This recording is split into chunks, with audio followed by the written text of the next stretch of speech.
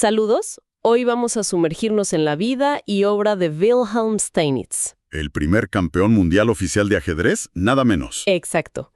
Y una figura fundamental, ¿eh? A menudo lo llaman el padre del ajedrez moderno. Totalmente justificado ese título. Bueno, tenemos aquí extractos de una biografía bastante completa sobre él.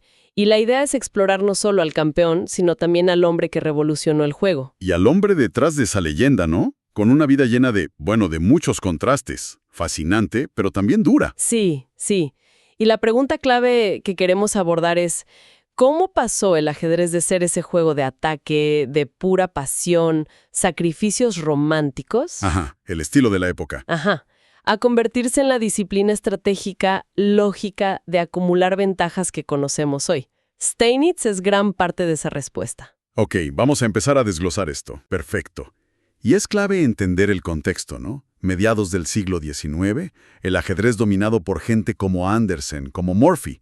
Pura táctica brillante, ataque total. Claro. Y Steinitz aparece ahí. Aprende ese estilo, pero termina transformándolo desde adentro. Vayamos entonces a sus inicios. Nació en Praga, 1836. Familia judía, humilde, el menor de 13 hermanos. 13, imagínate. El padre era sastre. Ya desde joven mostraba inclinación intelectual, estudió el Talmud. Incluso empezó matemáticas, ¿no? ¿En Viena? Sí, ingeniería también creo. Pero bueno, el ajedrez lo atrapó. Aprendió como a los 12 años y ya no hubo vuelta atrás. Dejó los estudios por el ajedrez. Exacto. Y su talento era, evidente.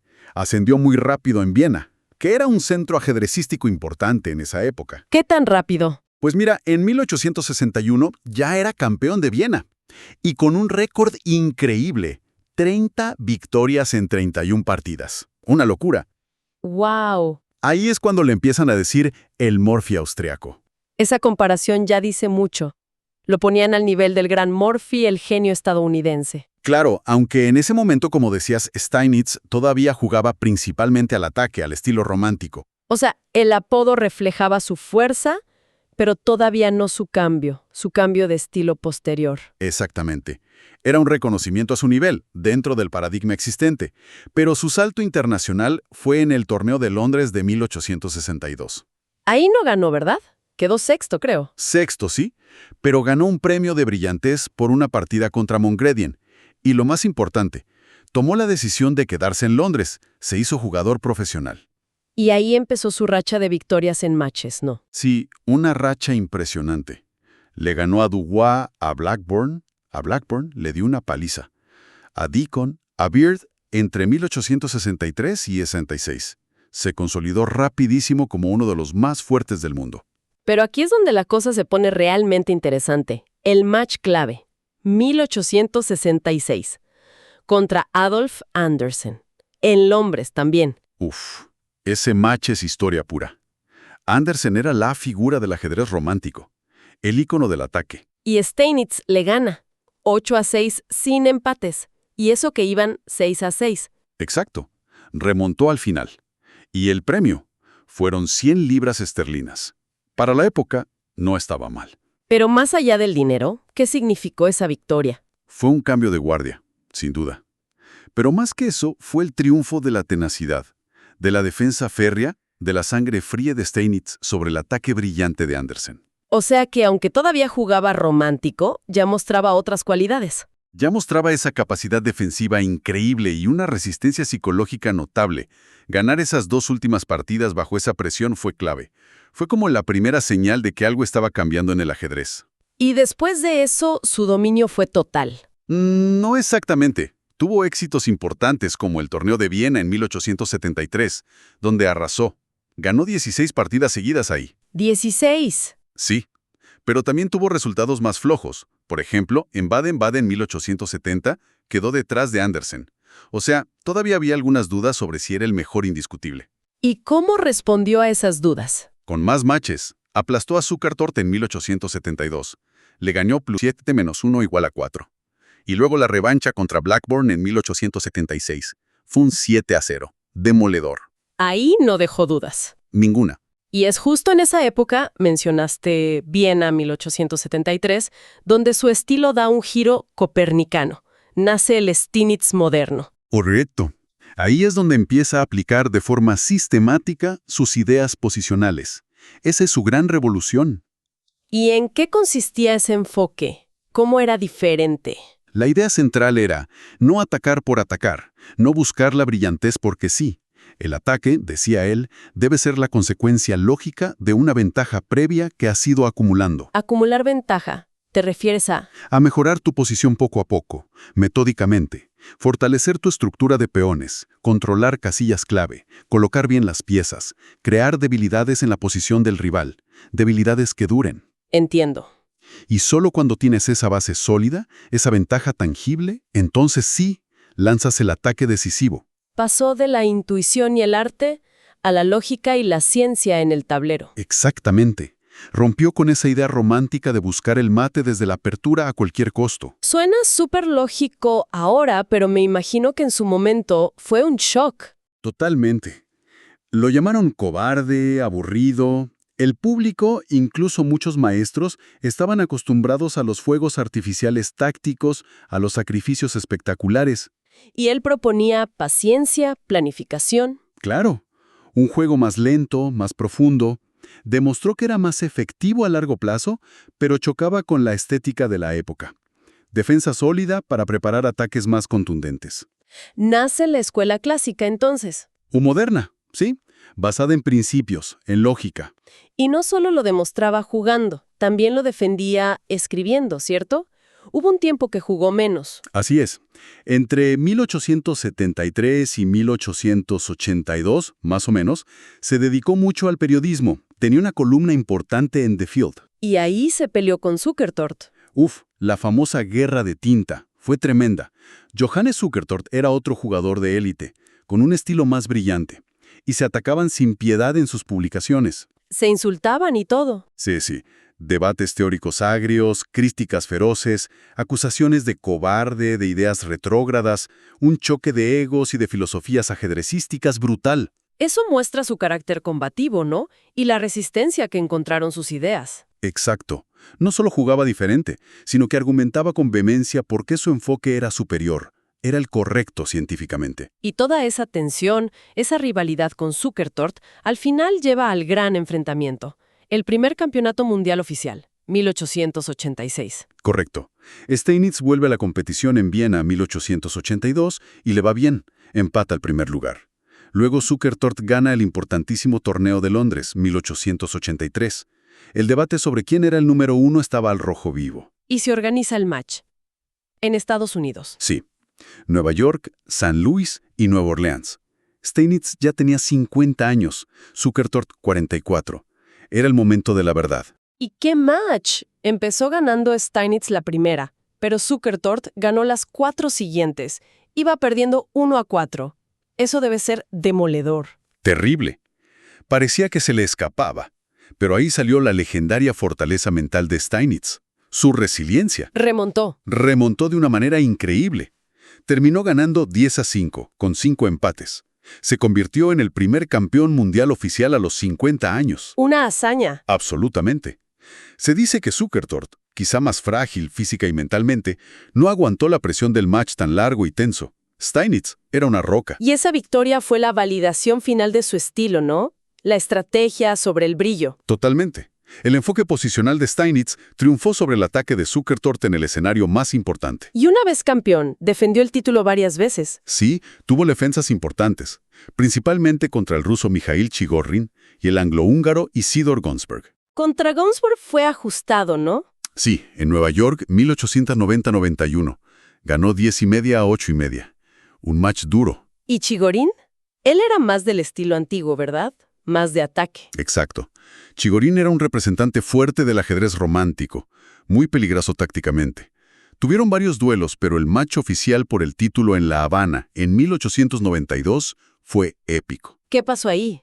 Fue muy disputado. Chigorin incluso llegó a liderar el marcador, y llegaron a la última partida. Chigorin necesitaba ganar para empatar el match y forzar un desempate. Mucha presión. Muchísima, y tenía ventaja material, una posición ganadora.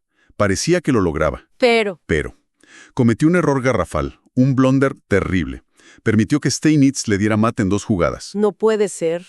En la última partida, con todo en juego. Así fue. Perdió la partida y el match. Es uno de los errores más famosos y trágicos de la historia de los campeonatos mundiales. La resistencia de Steinitz una vez más quebró a su rival en el momento crítico. Increíble. Pero bueno, el tiempo avanza. Y aparece una nueva generación.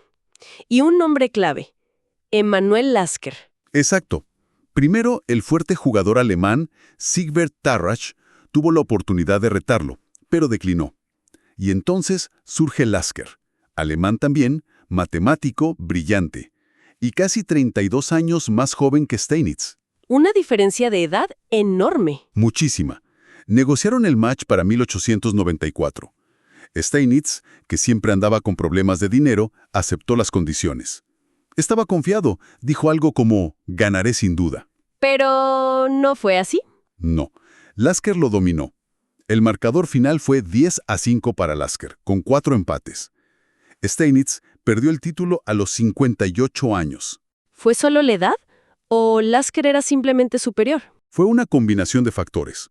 La edad y el desgaste de Steinitz eran evidentes, pero Lasker era un genio por derecho propio, muy práctico, con un enfoque más psicológico del juego. Y además, ¿no dicen que Steinitz a veces experimentaba demasiado? Sí, ese es un punto interesante. Fiel a su espíritu científico, a veces probaba ideas o defensas un poco dudosas en partidas serias. Contra un jugador del calibre de Lasker, eso era un riesgo altísimo. Claro, fue el fin de una era. Definitivamente. Pero, ¿no dejó de jugar inmediatamente o sí? No, lo intentó. Jugó un match de revancha contra Lasker en Moscú en 1896-97. Pero ahí la derrota fue aún más dura, 10-2. Ya tenía 60 años, su salud empezaba a fallar seriamente. Pobre hombre. Aún así, tuvo sus últimos destellos de genio. Justo después de perder el título en el 94, ganó un torneo en Nueva York. Y en el famosísimo torneo de Hastings de 1895. Ahí quedó quinto, pero ganó una partida espectacular. Exacto. La partida contra Kurt von Bardeleben. Ganó el premio de belleza, una joya táctica inmortal. La partida donde von Bardeleben se levantó y se fue. Cuéntanos un poco más de eso. Es increíble. Steinitz sacrifica piezas, incluyendo la dama, y teje una red de mate inevitable, preciosa. Von Bardeleben, alemán también un jugador fuerte, al ver que estaba perdido y quizás sintiéndose humillado, ¿Qué hizo? simplemente se levantó y se fue, de la sala. Sin abandonar oficialmente la partida, sin felicitar a Steinitz, nada. Qué feo gesto. Sí. Y Steinitz, con su calma característica, le pidió al árbitro permiso para mostrarle al público cómo hubiera seguido la partida hasta el mate. Un espectáculo. Muestra su genio y también el drama que a veces rodeaba al ajedrez. Pero esos destellos no pudieron frenar el declive general. Y sus últimos años fueron muy tristes. Terriblemente tristes, sí. Los problemas económicos lo persiguieron siempre, pero al final se agudizaron mucho. Y lo peor fue el deterioro de su salud mental. Empezó a tener delirios, ¿verdad? Sí, delirios de grandeza. De ahí viene esa frase tan famosa y tan penosa. Puedo jugar contra Dios y darle un peón de ventaja. ¡Qué terrible! A veces se añadía que creía poder hablar con Dios por un teléfono inalámbrico que él mismo había inventado. Una desconexión total con la realidad. Es tan chocante. El hombre que trajo la lógica pura, la ciencia al ajedrez. Perdiendo el control de su propia mente. Esa es la gran paradoja y la tragedia de Steinitz. ¿Y cómo terminó? Lo internaron en un sanatorio mental en Wards Island, Nueva York, y murió allí en agosto de 1900. Tenía 64 años. Oficialmente fue por un infarto, pero estaba sumido en la pobreza y la enfermedad mental. Su esposa Lizzie quedó en una situación muy precaria. Un final durísimo para un gigante intelectual como él. Impactante. Esa desconexión entre su genialidad en el tablero, su enfoque lógico y ese final tan caótico y triste. Es que te hace pensar, ¿no? Sobre la fragilidad humana incluso en las mentes más brillantes.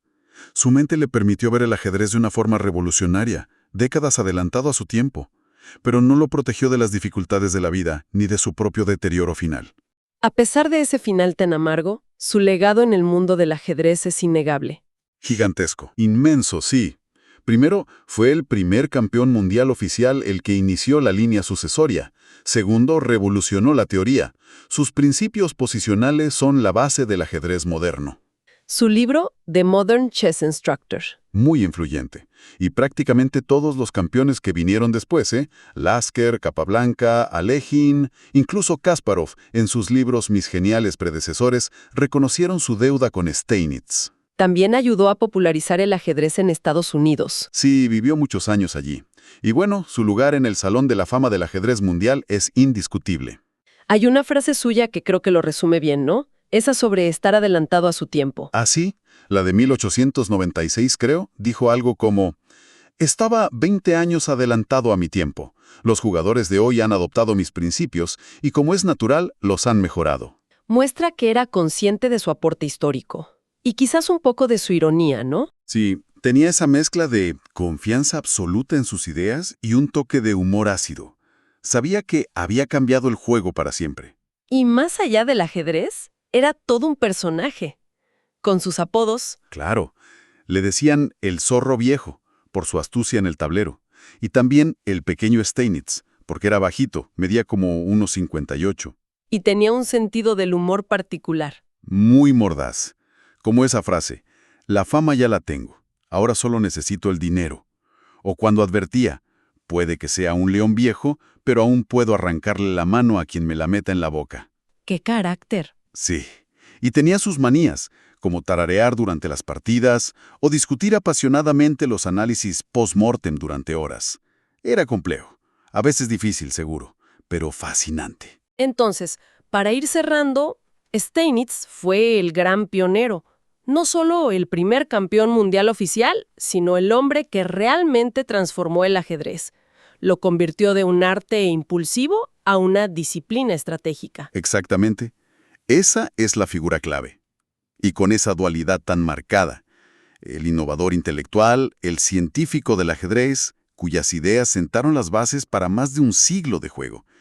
Y al mismo tiempo, una figura trágica, marcado por la lucha económica constante y un declive mental muy doloroso. Su legado en el tablero perdura, es inmenso. Sin duda, pero su vida nos recuerda esa complejidad de la existencia humana. Y nos deja con una reflexión final, ¿no?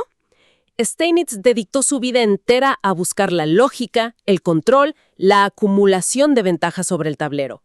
Es una ironía muy profunda que su propia vida terminara tan marcada por la pérdida de control, por la precariedad, por la confusión. Es verdad. ¿Será que el genio a menudo va a malo con la lucha personal? ¿O fue simplemente una víctima de su tiempo, de sus circunstancias, de su propia mente? Es algo en que pensar, sobre esa relación tan compleja entre la mente brillante, el juego que dominó y la vida misma que se le escapó de las manos.